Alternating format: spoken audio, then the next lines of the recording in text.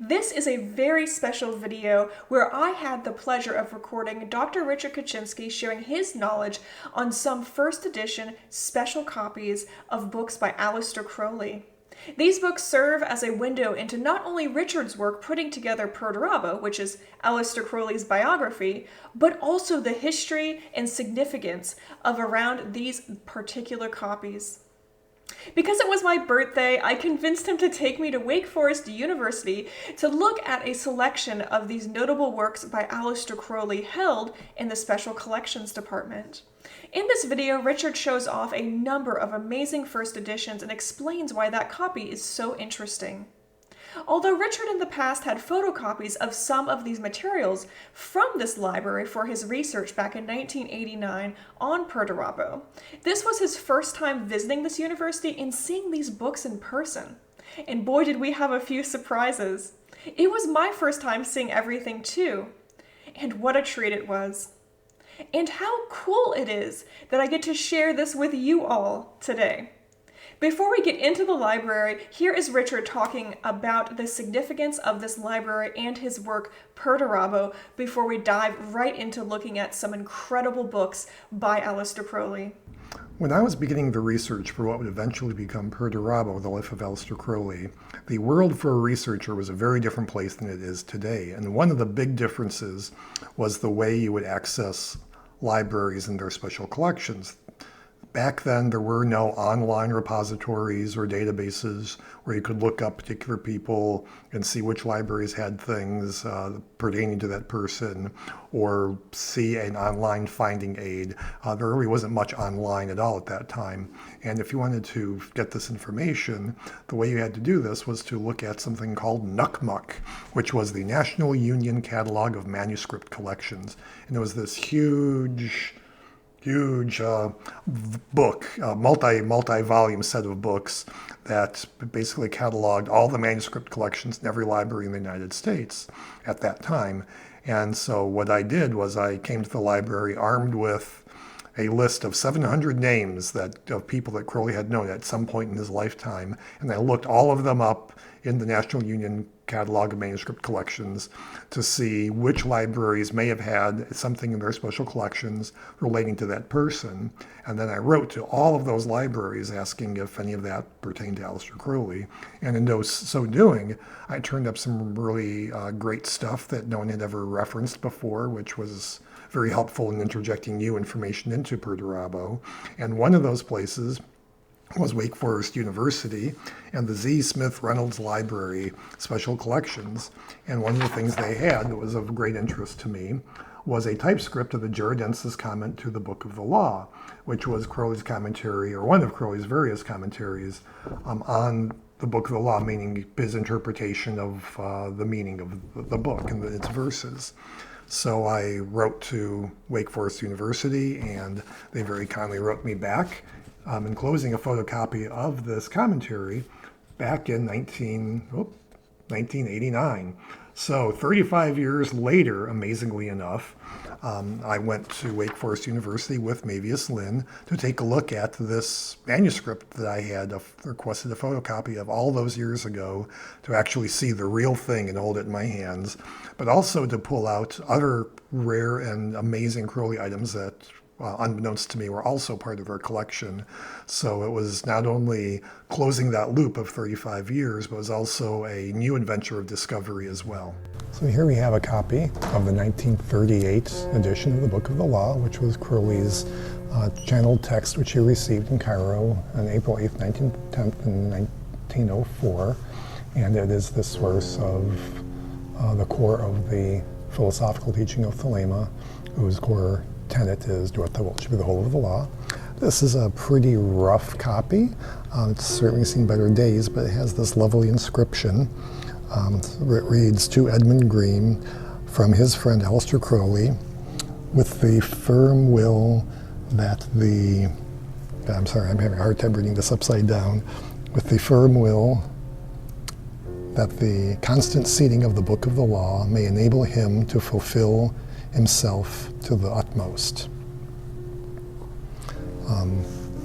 If I'm reading the date here correctly, that's anno 121, which would be 22 years plus 21 years, or 43 years after the reception of the Book of the Law, which would put this around 1946-47, so toward the end of Crowley's life.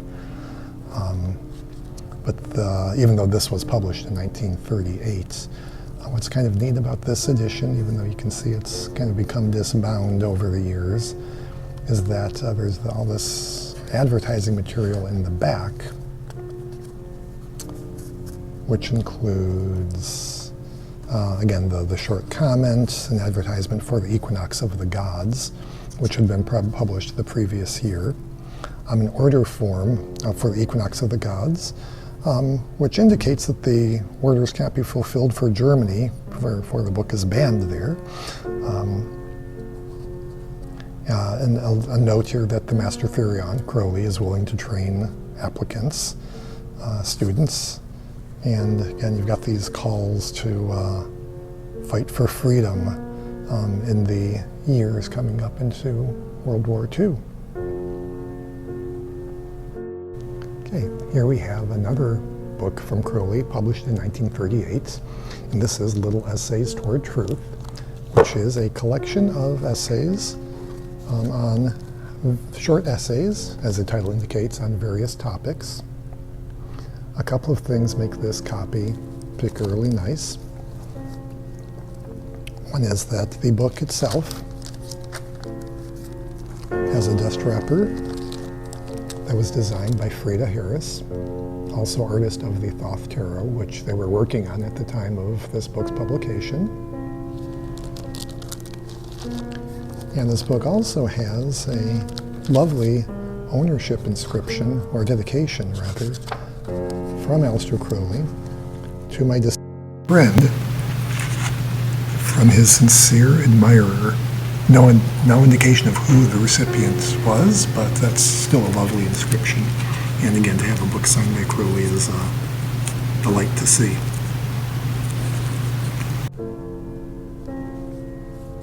Here we have a rare copy of Aleister Crowley's Thumbs Up, which was one of his wartime magical publications to aid with the war efforts. Crowley claimed to have been the inventor of the V sign, the V for victory, as being a magical gesture against the Nazi propaganda tools using the swastika and magical runes. And the thumbs up gesture was another one that he thought was a counter to the sorts of magical symbols that the Nazis were using. And so he sought to promote and propagate these magical gestures through his poetry. This has this lovely tipped-in photo in the front, an errata sheet, and that we see that this is published actually by the OTO in the United States, in California, in addition of 100 copies. But Crowley did actually sign these copies, and this one is inscribed to Harold Mortlake, who is an antiquarian book dealer, and part of his collection actually resides at one of the West Coast universities, including AA documents and things like that. So the Mortlake collection is a pretty special collection of Crowley things too, and then to have this copy here at Wake Forest is pretty special.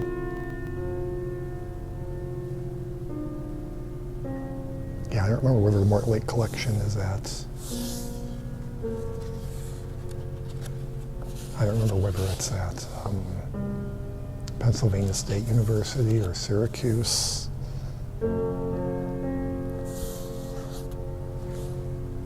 One thing that's kind of special about this is that the pages are uncut.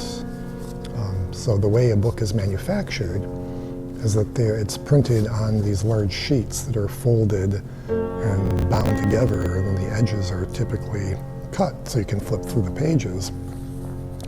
Or owners, when they receive a book that's uncut, they would cut those pages themselves.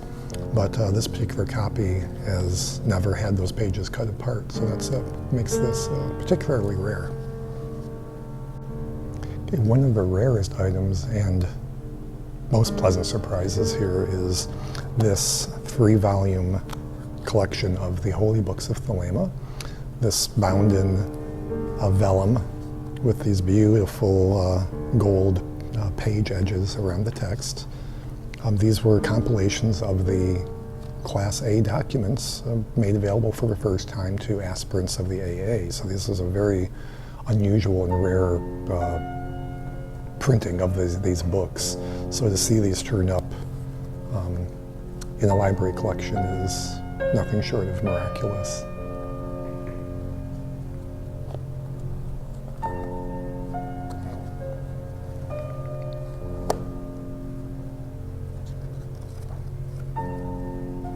So we see things like Liber Vel Causae, the preliminary lection, basically the historical lection for members of the AA, Liber Sortis Sancta Serpente, the Book of the Heart Girt with the Serpent,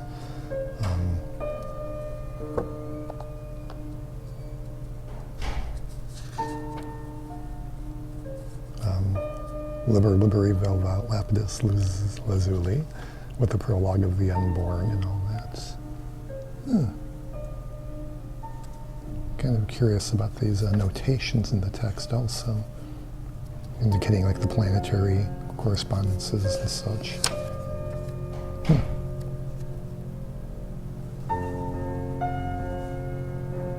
I have to take a closer look at that handwriting, see if I recognize it.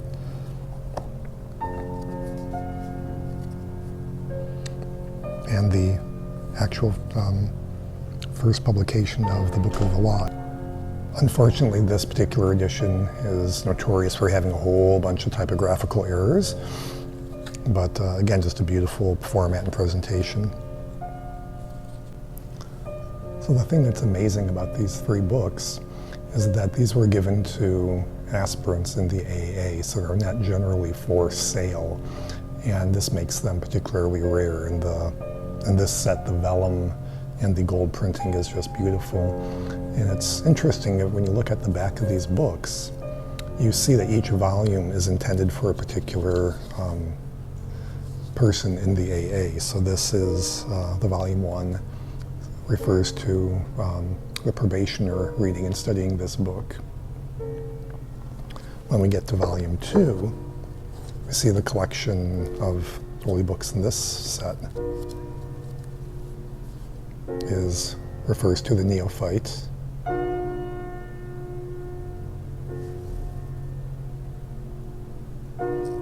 And you got this nice little ribbon marker.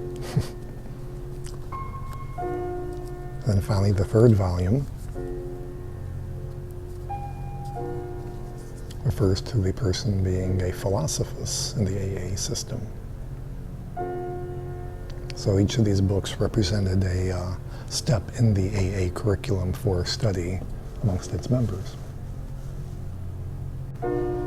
Okay, what we have here is a very interesting association copy of Aleister Crowley's comedy Mortadello, or The Angel of Venice, published in 1912 by Wieland and Company. The thing that's very interesting about this, and this book is interesting in and of itself because it's one of the few by Crowley that wasn't reprinted at some other point in his lifetime, so it remains kind of obscure amongst Crowley aficionados. But this particular copy was given to Oliver Edwards by George Yates in 1945. George Yates is the wife of William Butler Yeats, whom Crowley knew back in the Golden Dawn days, and to whom they quarreled and did not get along. So it's kind of interesting to see that Yeats's wife, George, had a copy of the play from Aleister Crowley, and we see again here George's presentation signature on this copy. Very cool. Okay. And this is the notorious White Stains by Aleister Crowley, written in 1898. It was young Aleister's foray into decadent writing and poetry. And the idea of this story is that it told the story of George Archibald Bishop, which happens to be the family name on his mother's side of the family. And it documents his descent into depravity and madness through an escalating series of perversions, basically. And for this reason, as noted in the notes in the front cover of this book by whoever originally sold it, that this was a very rare book. 100 copies were printed, but according to Gerald York, many of them were destroyed. So it's, again, only 100 copies, and very few survive to this day.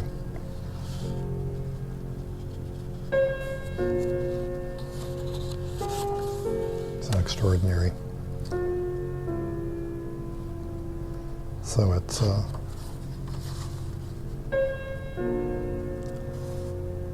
and as you can see, it starts off very tame with Sonnet to the Virgin Mary, and then by the time we get down to the end here, we're getting Ballad of Passive Pederasty, and we've got With Dame and Dog, and so on, and then it ends with Necrophilia. So this whole idea of this just, as is the theme in decadent poetry, it's this theme of moral decay that's being represented in this poetry, as only Aleister Crowley could do it. My journey with Winston-Salem and Wake Forest University began with my research on Perdurabo back in 1989, when the librarian here very kindly sent me a photocopy of a document which was Aleister Crowley's commentary on the Book of the Law. It was a typescript, and it was very helpful. I think possibly my favorite of the commentaries, because it's very personal for Crowley, and so I'm very happy to be coming here and seeing this, amongst many other things, in person.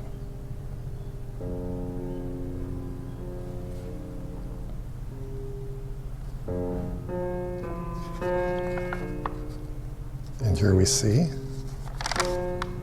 ooh, purple carbon ink. The Djeridensis comment, and people may wonder, what is the Djeridensis comment? It's kind of a fancy sounding title, and frankly the title basically refers to the Hotel Djerid in Tunisia, where Crowley wrote this commentary. And in fact, you see it here on the title page.